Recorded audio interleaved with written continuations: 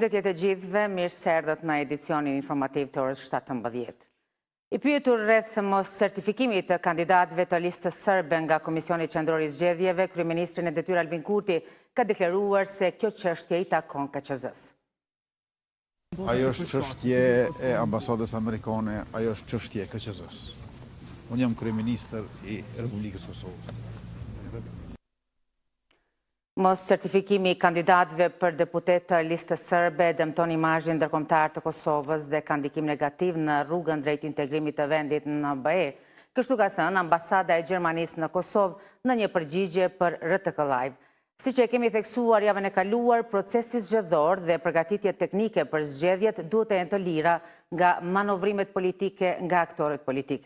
Sjellja pengesë e disa anëtarëve të Komisionit Qendror të Zgjedhjeve, të cilët refuzojnë të certifikojnë listën serbe dhe kandidatët e saj, është e pafavorshme për reputacionin ndërkombëtar të Kosovës dhe rrugtimin e saj drejt integrimit evropian, thuhet në deklaratën e ambasadës së Gjermanisë në Prishtinë. Komisioni Qendror i Zgjedhjeve ka certifikuar listën votuese brenda dhe jashtë Kosovës për zgjedhjet e parakohshme të 28 dhjetorit.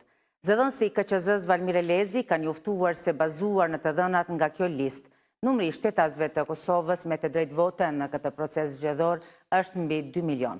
Procesi zgjedhor brenda vendit do të zhvillohet në 948 qendra të votimit, me gjithsej 2614 vendvotime, për të cilave 910 qendra. Për të votuar si votues.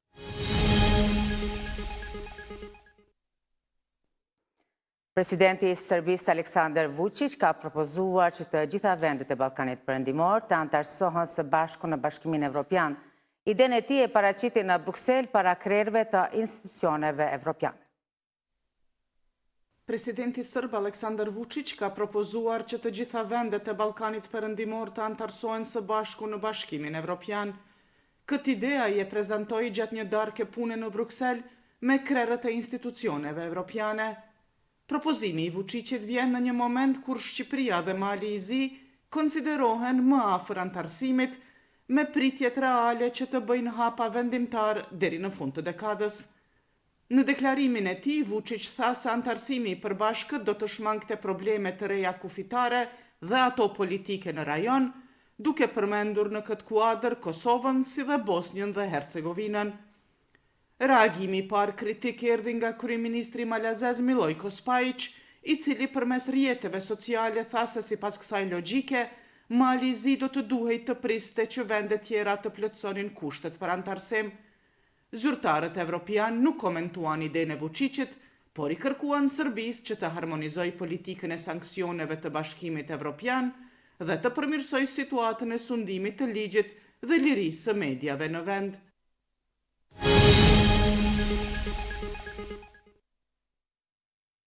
U kthehemi zhvillimeve në vend.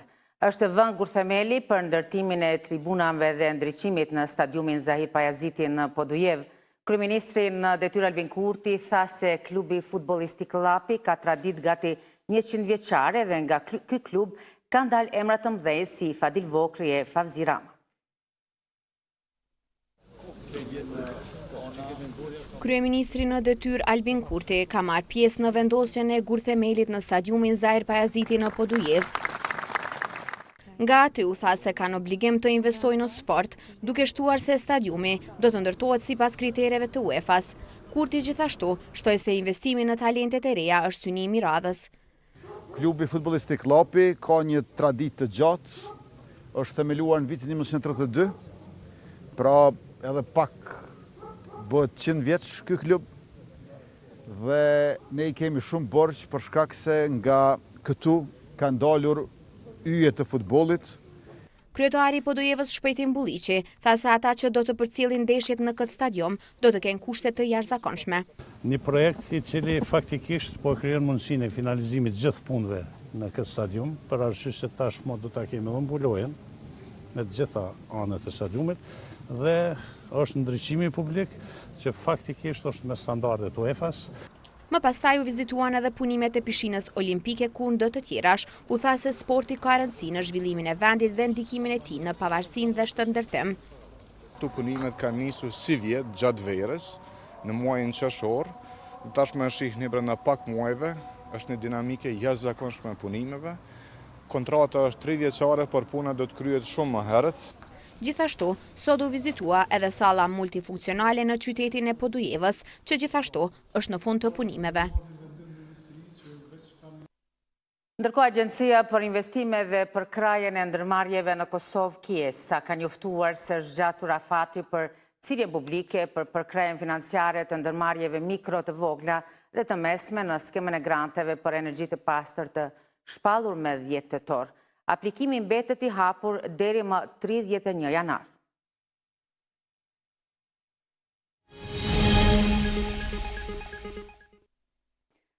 Miq, kolegë dhe familjar nderuan jetën dhe veprën e ish boksierit legjendar Nazif Gashi. Në sallën e kuqe të Pallatit të Rinisë dhe Sportit, miq, kolegë dhe familjar u mblodhen për të nderuar jetën dhe veprën e ikonës së boksit Prishtinas dhe kosovar Nazif Gashit. Nazifi nuk ishte vetëm një boksier i talentuar. Ai ishte një pionier, një burr që me guxim, disiplinë dhe shpirt të pathyeshëm ndërtoi themelet e forta mbi të cilat u rritën breza të tërë sportistësh. Atmosfera ishte mbushur me respekt dhe mirënjohje për kontributin e tij të jashtëzakonshëm në sportin vendor dhe atë ndërkombëtar, ndërsa të pranishmit kujtuan me krenari arritjet, karakterin dhe trashëgimin që ai la pas. Kolegëve Nazifit, që të shprehin ngushëllime dhe t'ju thonë që ne do të përkujtojmë Nazifin gjithmonë, edhe pse unë jam bile pak disa ditë më i vjetër se ai, por prapë se prapë do jetoj me kujtimet e tij në këtë botë. Në emër të familjes të pranishmeve i u drejtua vajza e tij, Fitore Gashi Merovci, e cila me fjalë të ndjera shprehu mirënjohjen për respektin dhe nderimin e dhënë ndaj jetës dhe veprës së babait të saj, duke falendëruar të gjithë ata që vazhdojnë të kujtojnë figurën e tij me kaq shumë dinjitet. Babi nuk ishte veç një sportist i madh, por edhe një njeri i madh. Me dorëza në ring, ai përfaqësonte forcën, guximin dhe dinjitetin, ndërsa jashtë ringut përfaqësonte përullësinë, respektin dhe zemrën e pastër. Nazif Gashi ishte pjesë e gjeneratës së artë të klubit të boksit Prishtina, ku dallua për talentin, disiplinën dhe shpirtin e tij garues. Ai kontribuoi ndjeshëm në sukseset e klubit, duke fituar 5 titull kampion në ish-shtetin federativ.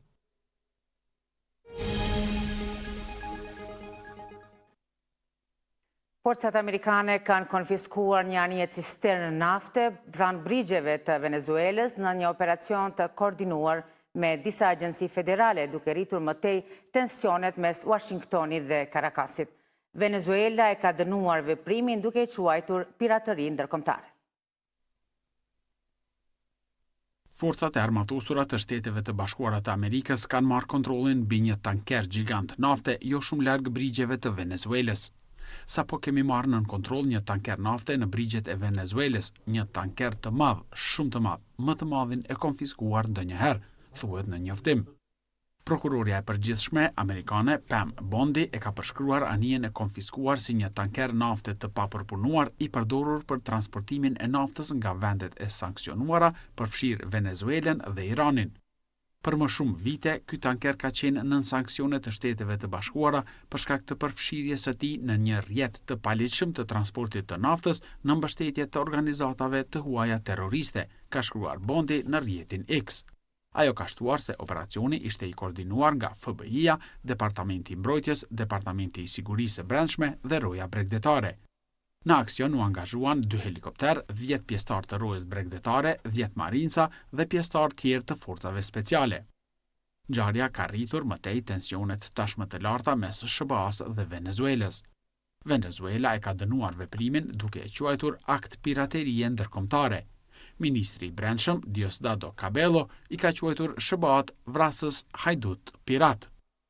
Administrata e presidentit Trump e akuzon Venezuelën për futjen e drogës në Shtetet e Bashkuara dhe ka intensifikuar përpjekjet për të izoluar presidentin e vendit Nicolas Maduro. Ka ana tjetër, Venezuela, vend me disa prej rezervave më të mëdha të naftës në botë, e akuzon Washingtonin se po përpiqet të rrëmbej burimet e saj natyrore. Ishin këto të gjitha informacionet e përgatitura për këtë edicion, për këto dhe më shumë zhvillime, ne do takohemi në edicionin qendror të lajmeve. Dirat Hermin Beçi.